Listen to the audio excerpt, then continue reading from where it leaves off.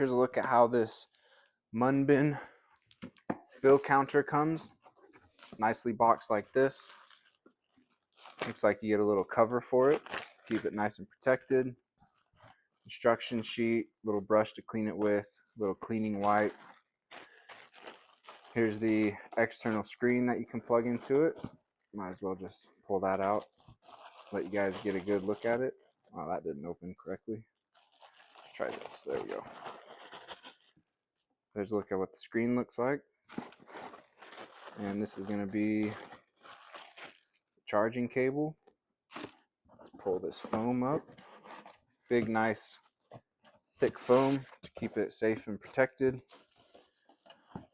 And that's everything that's in the box. Here's a look at the bill counter.